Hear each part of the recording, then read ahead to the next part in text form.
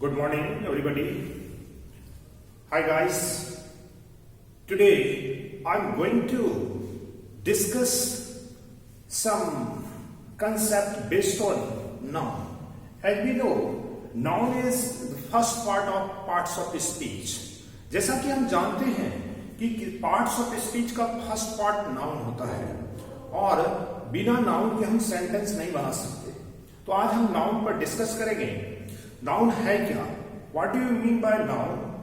आप नाउन से क्या समझते हैं? नाउन किसे कहा जाता है? तो डेफिनेशन से स्टार्ट करते हैं और इस तरह से आगे बढ़ेंगे। तो फर्स्ट, नाउन जैसे किसी भी नेमिंग वर्ड, जैसे हम बोलते हैं किसी का नाम, तो वो हमारा नाउन की कैटेगरी में आता है। तो हम इसका डेफिनेशन इस तरह से लिख सकते हैं, जैसे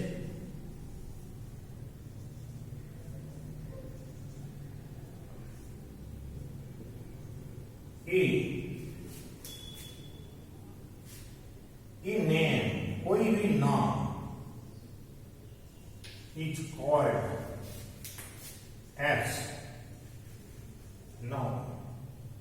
या फिर हम इसको कह सकते हैं किसी भी व्यक्ति, वस्तु या स्थान के नाम को हम क्या कहते हैं? नाउन कहते हैं।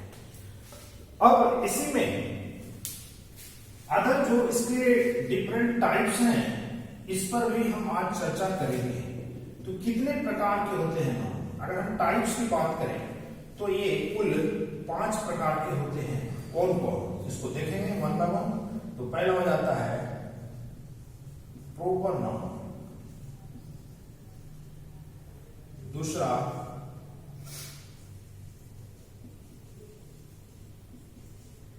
कॉमन नाउन और तीसरा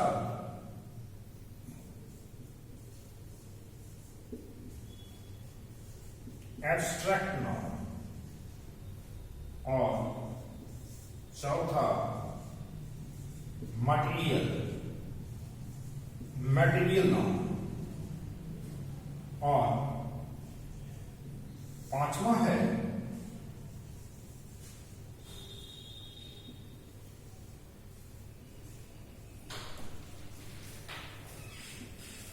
collective noun.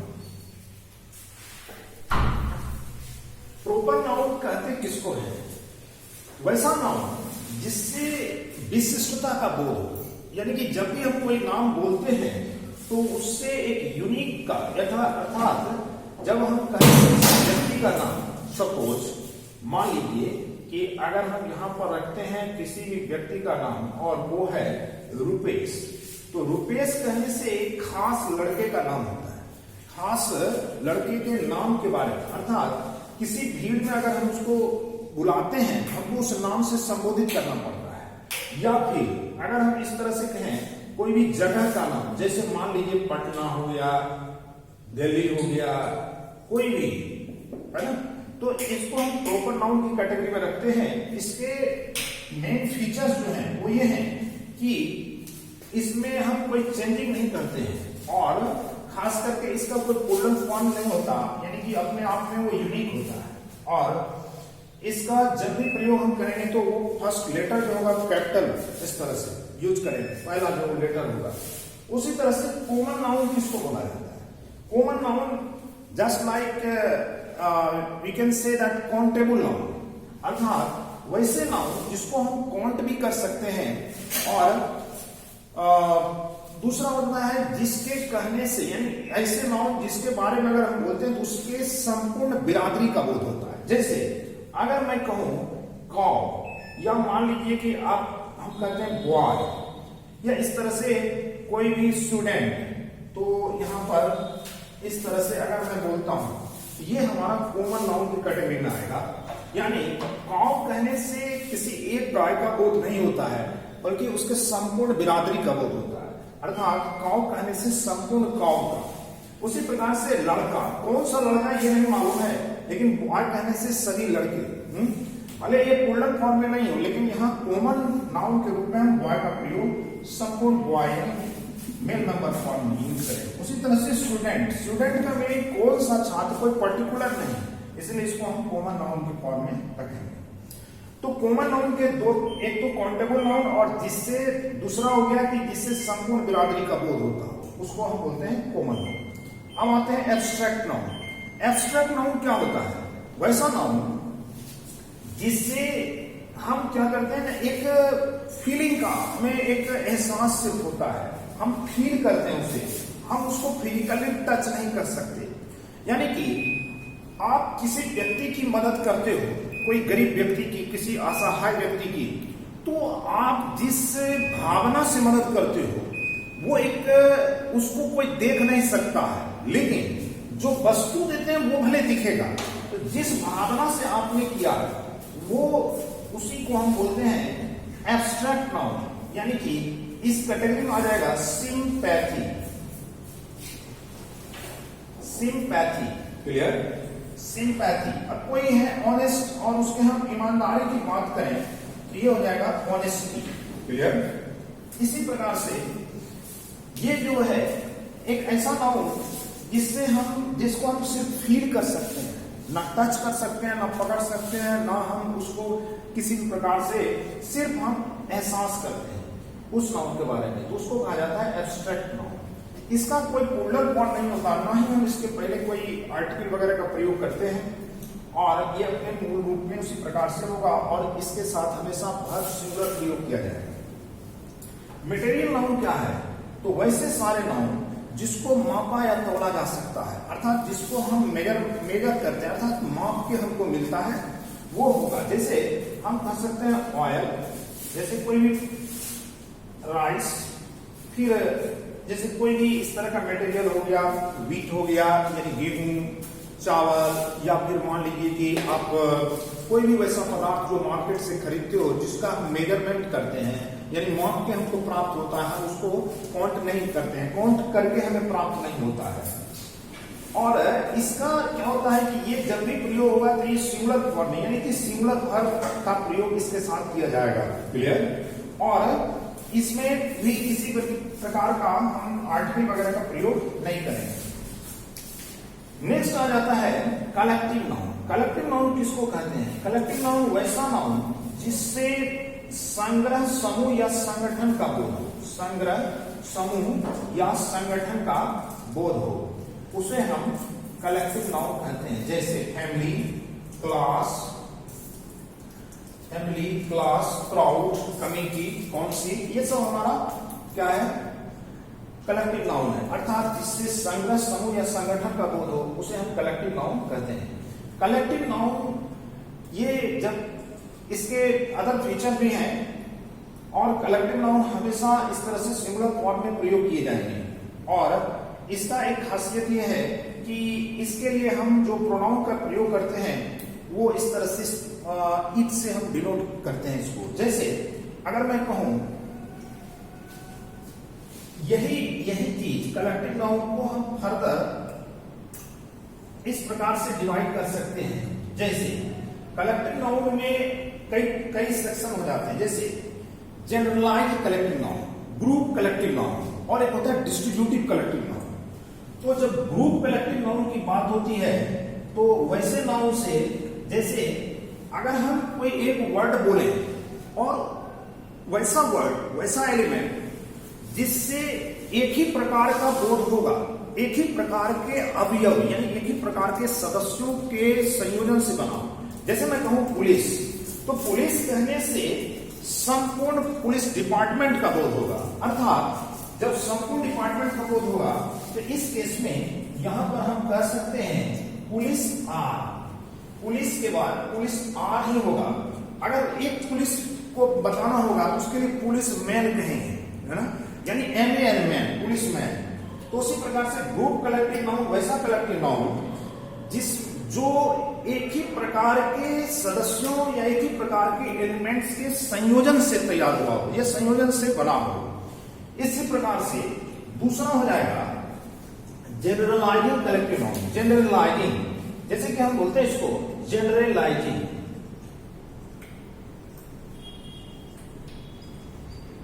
Generalising collective noun, clear? इसमें क्या होता है, ये डिफरेंट टाइप्स के एलिमेंट्स के संयोजन से तैयार होता है। जैसे मान लीजिए हम कहते हैं मशीन, तो मशीन जो तैयार होता है, कोई भी जो मशीन है, तो वो डिफरेंट टाइप्स के पार्ट्स के उसमें कंबाइंड फॉर्म को हम मशीन बोलते हैं। उसी प्रकार से जैसे हम कहते हैं फर्नीचर, तो फर्नीचर में हमारा डिफरेंट टाइप्स के उसमें पार्ट्स हैं, डिफरेंट टाइप्स का उसमें टूल्स यूज किया गया है, तब वो तैयार हुआ है।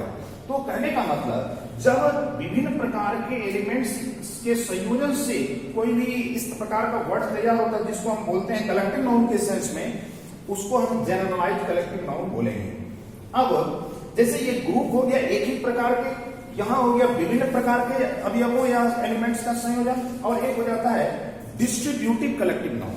डिस्ट्रीब्यूटिव कलेक्टिव नाउन वैसा कलेक्टिव नाउन जो जिससे डिस्ट्रीब्यूशन का तो बोध होगा ही, और साथ ही साथ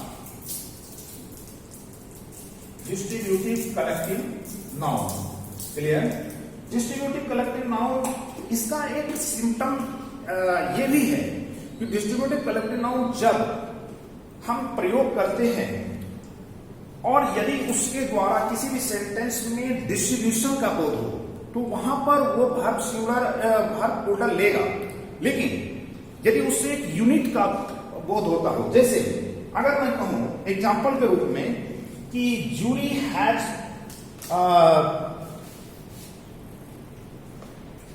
जूरी मीन्स, या मान लीजिए कमिटी, कोई भी कमिटी है और उसको सेटअप करने की बात हो रही है, तो उस केस में हम कह सकते हैं जैसे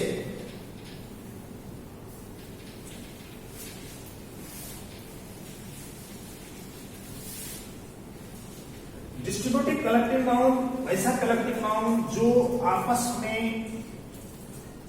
डिस्ट्रीब्यूशन के साथ साथ यूनिटी का भी बोध कराता है। जैसे अगर सेंटेंस के सब्जेक्ट के फॉर्म में उससे यूनिटी का बोध हो, तो उस केस में हम वर्ब सिंगुलर प्रयोग करेंगे। लेकिन अगर उससे डिस्ट्रीब्यूशन का बोध हो, जैसे अगर मैं कहूं कि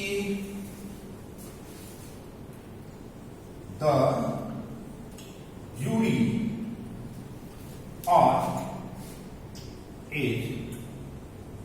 united on this case, यानी इस केस पर, यानी इस पर्टिकुलर कोई मैटर है और उस पर वो यूनाइट है, तो यहां पर ईच का प्रयोग अर्थात सिंगुलर वर्ब का प्रयोग करेंगे। ये एक प्रकार से न्यायाधीशों का दल, ग्रुप, एक समूह का कलेक्टिव नाउन है यहाँ हमारा सब्जेक्ट, और कलेक्टिव नाउन इस केस में हम सिंगुलर वर्ब का प्रयोग किए हैं। लेकिन अगर यही चीज हम यहां पर इस तरह से लिखते हैं कि द jury डैश और डिवाइडेड डिवाइडेड, तो इस केस में आपको यहां पर देखना है कि जूरी यहां भी सब्जेक्ट है और यहां पर है डिवाइडेड, अर्थात वो किसी न किसी बात को लेकर के आपस में अलग है, अर्थात मत उन लोगों का एक समान नहीं है। तो कहने का मतलब कि ग्रुप में होने के बावजूद भी अगर उनका मत यानी परसेप्शन एक जैसा नहीं है, अलग अलग है, तो उस केस में यहां पर वर्ब के रूप में प्लूरल वर्ब का प्रयोग किया जाएगा। कहने का मतलब सब्जेक्ट सेम है, लेकिन अगर यूनिटी का बोध हो रहा है तो उस केस में सिंगुलर वर्ब, और यदि ये डिस्ट्रीब्यूशन का बोध हो रहा है तो उस केस में प्लूरल वर्ब का प्रयोग करेंगे। अब आते हैं नेक्स्ट इसके पार्ट, जैसे कि कंप्लीटली अगर देखा जाए नाउन को हम बेसिकली 3 डिफरेंट चैप्टर्स में डिवाइड करके स्टडी करते हैं। यहां पर जैसे पहला नंबर हो जाता है आपका नाउन एंड नंबर, दूसरा हो जाता है नाउन एंड जेंडर, और एक नाउन एंड केसेस। तो अब देखेंगे जैसे टाइप्स के साथ साथ इसके डिफरेंट जो अदर एलिमेंट्स हैं, जो कंसेप्ट हैं, उनके बारे में।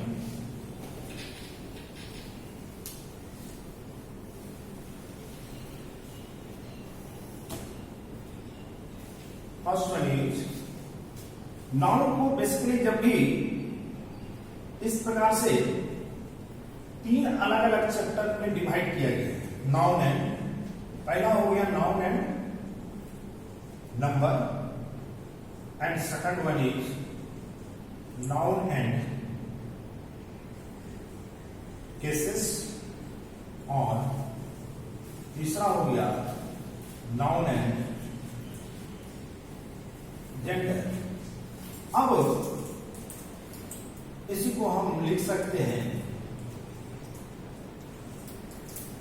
क्लियर। अब नाउन को हम तीन अलग अलग चैप्टर्स में इस तरह से डिवाइड किया, noun and number, noun and cases और noun and gender. Noun and number में नाउन के डिफरेंट फॉर्म, अर्थात नाउन हमारा दो तरह से यूज किया जाएगा, या तो सिंगुलर फॉर्म या प्लूरल फॉर्म में। यदि सेंटेंस का सब्जेक्ट सिंगुलर यानी नाउन हमारा सिंगुलर फॉर्म में है तो वर्ब सिंगुलर यूज करते हैं, अगर सब्जेक्ट हमारा नाउन अगर प्लूरल फॉर्म में है तो वर्ब प्लूरल यूज करते हैं। तो नाउन एंड नंबर में हम ये देखते हैं, जैसे हम कहते हैं बॉय, तो बॉय हमारा सिंगुलर फॉर्म में है, अगर उसी को हम प्लूरल बनाते हैं तो बॉयज कहना है। तो इसी प्रकार से इसके भी कई लेवल होते हैं, जैसे सिंगुलर प्लूरल में कई तरह का होता है। एक तो होता है कि सिंगल वर्ड और दूसरा होता है कंपाउंड वर्ड। तो कंपाउंड वर्ड क्या है, जैसे मैं कहूं सेना नायक को कहा जाता है कमांडर इन चीफ। तो अगर कमांडर इन चीफ को हमको प्लूरल फॉर्म में चेंज करना हो तो उस केस में कैसे करेंगे? तो इसमें देखा जाता है कि कोई भी इस तरह का वर्ड जो कंपाउंड फॉर्म में है उसको उसमें किस वर्ड की प्रधानता है। जैसे अगर मैं कहूं कि फादर इन लॉ या स्टेप ब्रदर, इस तरह से कोई भी, तो जिस वर्ड की प्रधानता हो, या सपोज मैं कहूं दर्शक को बोला जाता है ऑन लुकर, ऑन लुकर, ठीक है। तो इस तरह से वहां पर ऑन हमारा प्रीपोजिशन है तो ऑन लुकर्स हो जाएगा। बहुत सारे दर्शक अगर होंगे तो ऑन लुकर्स बोलेंगे। इसी प्रकार से कमांडर इन चीफ में बोलना होगा तो चीफ प्रमुख है, लेकिन कमांडर सेना नायक, कमांडर्स इन चीफ, क्लियर।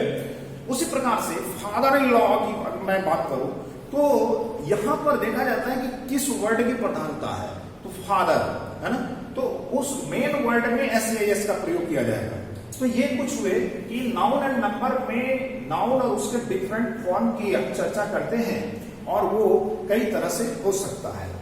अब इसी केस में आता है जैसे कि कुछ ऐसे वर्ड्स होते हैं जिनका प्रयोग अगर हम प्लूरल फॉर्म में करते हैं यानी एस लगाते हैं तो वो प्लूरल फॉर्म में कन्वर्ट नहीं होता है, बल्कि उससे डिफरेंट मीनिंग हमें प्राप्त होता है। जैसे मान लीजिए अगर मैं कहूं क्वार्टर, तो क्वार्टर का मीनिंग होता है 1/4 यानी किसी भी चीज का चौथाई हिस्सा।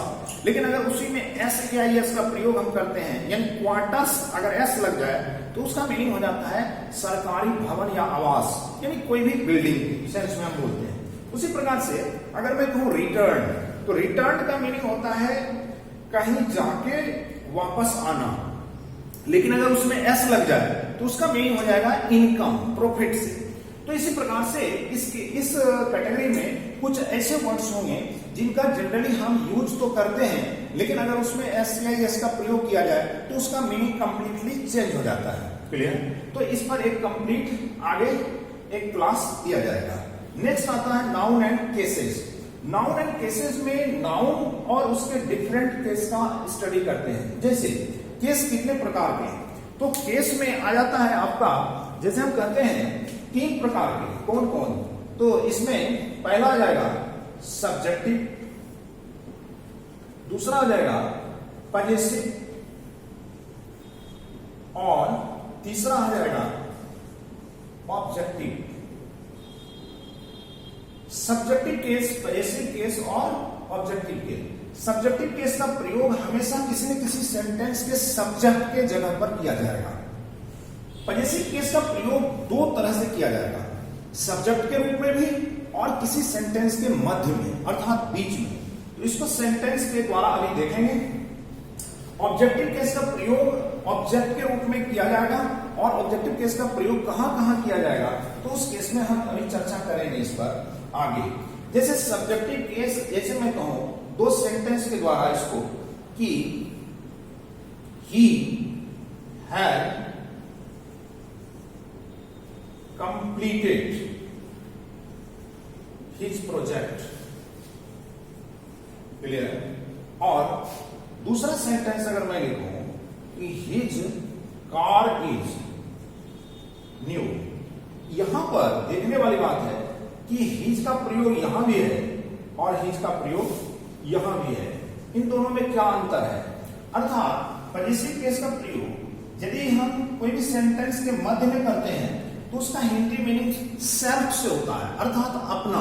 जैसे मैं कहूं कि उसने अपना प्रोजेक्ट यानी कि उसको कार्ड दिया गया था उसको वो पूरा कर चुका है, तो he has completed his project. अर्थात यहां पर ये पॉजेसिव केस का प्रोनाउन जो हम लिखते हैं ये डिपेंड करेगा हमारे सब्जेक्ट पर।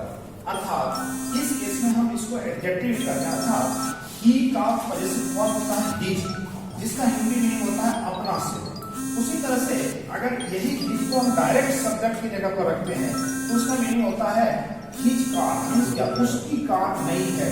अर्थात जब सेंटेंस के सब्जेक्ट पर, सेंटेंस के सब्जेक्ट के रूप में कोई व्यक्ति का किसी वस्तु से डायरेक्ट रिलेशनशिप हो तो उस केस में हम वहां पर पॉजेसिव केस का फॉर्म सबसे पहले सब्जेक्ट की जगह पर यूज किया जाता है, यानी कि हम उसको इस तरह से लिखते हैं। तो इन दोनों में इस बात का ध्यान रखना होगा कि हिज यहां भी है और हिज यहां भी है, लेकिन दोनों का हिंदी मीनिंग अलग अलग है। और बीच में पॉजेसिव केस का जब भी यूज करेंगे तो वो हमारे सब्जेक्ट पर निर्भर करेगा। अगर यहां रहता कि मान लीजिए कि सी, तो सी हैज कंप्लीटेड हर प्रोजेक्ट हो जाता। अगर यहां पर रहता दे, तो they have completed there project हो जाता। अगर यहां पर रहता सपोज वी, तो इस केस में हो जाता we have completed our project. तो इसी प्रकार से अगर रहता यहां पर यू, तो you have completed your project. इस तरह से अब इसी तरह से आगे बढ़ते हैं।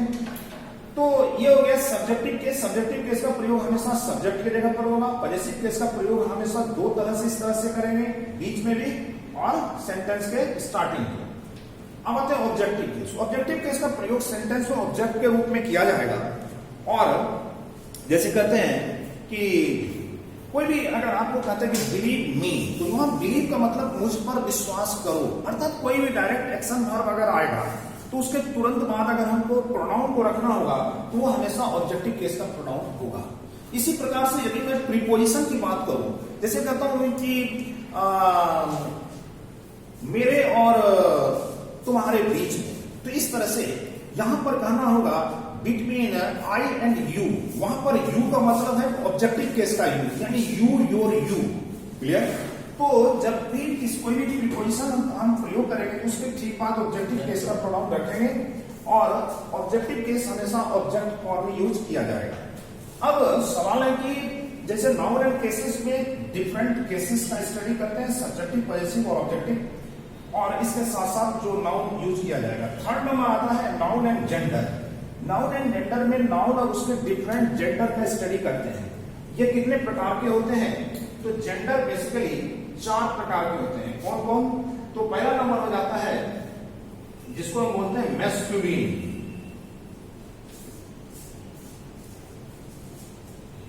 मैस्कुलिन जेंडर, फेमिनाइन,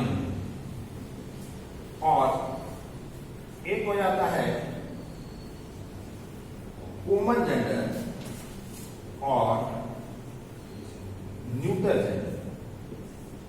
अब कोई भी मेल मेंबर जिसको हम बोलते हैं मैस्कुलिन जेंडर फॉर्म, कोई भी मेल मेंबर, फेमिनाइन हो कोई भी फीमेल जेंडर, जिससे क्लियर होगा कि वो फीमेल। वुमन जेंडर का प्रयोग कहां करते हैं? वुमन जेंडर का प्रयोग करते हैं तब जब हम किसी सेंटेंस में कोई भी वर्ड बोलते हैं, कोई भी नाउन का हम चर्चा करते हैं और उससे ये क्लियर नहीं होता है कि वो मेल है या फीमेल, तो वहां पर हम वुमन जेंडर के रूप में हमेशा मेल मेंबर का हम प्रयोग करते हैं। मेल मेंबर इस प्रकार से मेल मेंबर का सेंस प्रयोग हुआ। जैसे वुमन जेंडर में हम अगर कहते हैं कि a doctor has come to see you, इसका मीनिंग ये होता है कि जो डॉक्टर आया है आपसे मिलने के लिए वो मेल है कि फीमेल ये क्लियर नहीं हो रहा है। उस केस में हम वहां पर डॉक्टर, एडवोकेट, या फिर अगर हम कहते हैं a student has come to see you या a student has come to meet you, इस सेंस में स्टूडेंट कहने से ये क्लियर नहीं होता है कि वो स्टूडेंट मेल है फीमेल। तो उस कैटेगरी में जब ये क्लियर नहीं हो तो उसको हम कॉमन जेंडर के रूप में हम यूज करते हैं और उसके लिए इसमें मेल मेंबर सिंगुलर फॉर्म को वरीयता दी जाती है। अर्थात उस केस में हम ही का फॉर्म प्रयोग करेंगे। न्यूट्रल जेंडर हो जाता है सारे वैसे निर्जीव जो वस्तुएं हैं उनको डिनोट करने के लिए न्यूट्रल जेंडर का प्रयोग करते हैं। कोई भी वस्तु हो उसको हम न्यूट्रल जेंडर के केस में रखते हैं। अब इस केस में जैसे कि अभी जस्ट मैंने किया कलेक्टिव नाउन का, तो कलेक्टिव नाउन का जो सिम्टम ये होता है कि कलेक्टिव नाउन हमेशा सिंगुलर फॉर्म में प्रयोग किए जाते हैं, और यदि कलेक्टिव नाउन को हमको प्रोनाउन के रूप में कुछ बताना हो, जैसे कहते हैं a team of players dash visited to Australia suppose, तो इस केस में अगर कहना होगा कि वह टीम जो है बहुत ही उसका बैकग्राउंड बहुत अच्छा है, तो वहां पर टीम के लिए प्रोनाउन के सेंस में इट का प्रयोग करेंगे। क्लियर? यानी कलेक्टिव नाउन हमेशा प्रोनाउन के रूप में इट लेगा और वर्ब के रूप में हमेशा सिंगुलर वर्ब का हम प्रयोग करेंगे। तो न्यूट्रल जेंडर इस प्रकार से मैस्कुलिन, फेमिनाइन, कॉमन और न्यूट्रल जेंडर। तो नाउन एंड जेंडर में हम नाउन और उसके डिफरेंट जेंडर का स्टडी करते हैं।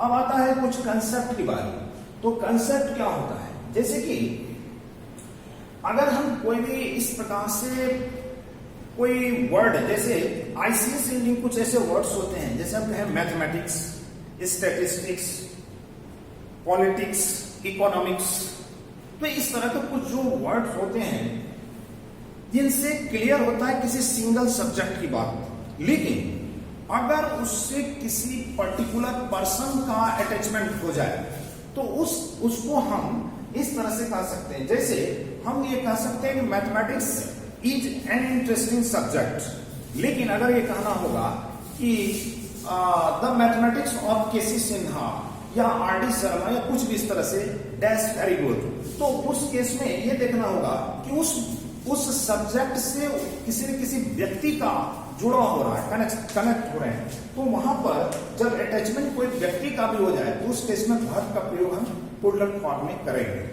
अब इस सिलसिले में कुछ कंसेप्ट भी है जिसका आज स्टडी करेंगे और 5-7 मिनट में इस क्लास को ओवर करेंगे। तो आगे बढ़ते हुए कंसेप्ट इस प्रकार से है, जैसे कि अगर हम कोई भी सेंटेंस का सब्जेक्ट का स्ट्रक्चर इस प्रकार से रखते हैं, जैसे noun plus preposition plus other noun. चूंकि ये नाउन से कुछ, ये कंसेप्ट जो है नाउन से जुड़ा हुआ है, जैसे इसका पहला ही वर्ड आ जाता है इस प्रकार से नाउन, और अगर हम इसको लिखते हैं noun plus preposition plus other noun, यानी कि इस केस में अगर सेंटेंस का सब्जेक्ट हमारा इस स्ट्रक्चर का हो जाए तो उस केस में हमेशा वर्ब का डिसीजन फर्स्ट नाउन के अनुसार होगा, अर्थात इस नाउन का सेंस जो होगा उसी अनुसार से हम एक्चुअली वर्ब का या वर्ब का प्रयोग करेंगे। लेकिन अगर कंसेप्ट इस प्रकार से noun plus preposition plus same noun, अगर कंसेप्ट यानी कि सेंटेंस का सब्जेक्ट इस स्ट्रक्चर का हो, noun plus preposition plus same noun, तो उस केस में वर्ब हमेशा सिंगुलर फॉर्म में प्रयोग किया जाएगा। वर्ब हमेशा सिंगुलर फॉर्म में प्रयोग किया जाएगा। तो इस तरह का, और एक जैसे कि अगर हम इस तरह से कहें कि कोई भी एडजेक्टिव के पहले अगर द लग जाए, कोई भी एडजेक्टिव के पहले अगर द लग जाए तो उससे प्लूरल नाउन का बोध होता है। क्लियर? यानी कि अगर हम इसको इस तरह से कहें कि the honest dash respected everywhere, तो इससे चूंकि यहां पर ये नाउन का अभी कंसेप्ट चल रहा है, तो नाउन यहां पर नाउन और नाउन कहने का मतलब कि ये कुछ ऐसे कंसेप्ट हैं जिससे रिलेटेड कॉमन एरर किसी भी कॉम्पिटिटिव एग्जामिनेशन में पूछे जाते हैं, और वहां पर अगर कंसेप्ट क्लियर है तभी कॉमन एरर को आसानी से पॉइंट आउट किया जा सकता है। जैसे अगर मैं कहूं कि द पुअर डैश हेल्थलेस, या अगर ये कहूं कि द ऑनेस्ट डैश रिस्पेक्टेड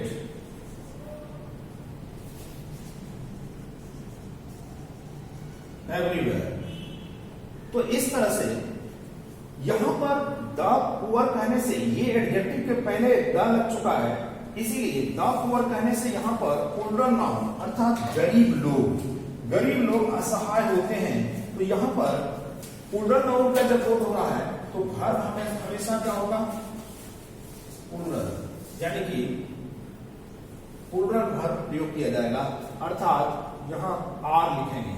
उसी प्रकार से the honest dash respected everywhere, ईमानदार लोगों की हर जगह इज्जत की जाती है, उन्हें इज्जत मिलता है, आदर किया जाता है। तो इस केस में द ऑनेस्ट आर, क्लियर।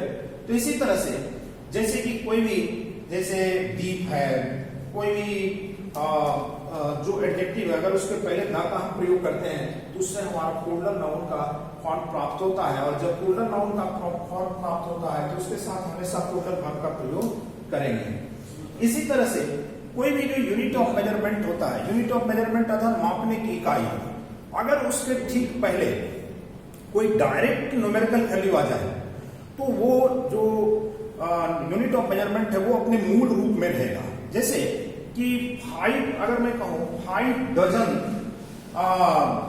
कोई भी जैसे x है ना आर अवेलेबल हियर, तो उस केस में 5 डजन्स नहीं कहना होगा, यानी कि अगर यूनिट ऑफ मेजरमेंट के ठीक पहले कोई डायरेक्ट नंबर है, न्यूमेरिकल वैल्यू, तो वो यूनिट ऑफ मेजरमेंट अपने मूल रूप में रहेगा, यानी 5 डजन्स नहीं करके 5 डजन कहेंगे। लेकिन उसके साथ जो नाउन आएगा 5 डजन एग्स, है ना, तो वहां पर ये ध्यान रखना होगा कि भले उससे यूनिट ऑफ मेजरमेंट से इस केस में प्लूरल का बोध होगा तो बहुत प्लूरल लेंगे, लेकिन यूनिट ऑफ मेजरमेंट में एस या एस नहीं लगाएंगे। इसी प्रकार से 5000 रुपीज, तो 5000 कहेंगे, 5000 रुपीज होगा, लेकिन 1000 में या फिर मान लीजिए कि 100 में या कुछ इस तरह का मिलियन बिलियन जो भी यूज करते हैं, उस केस में फॉर्म में परिवर्तन नहीं करेंगे।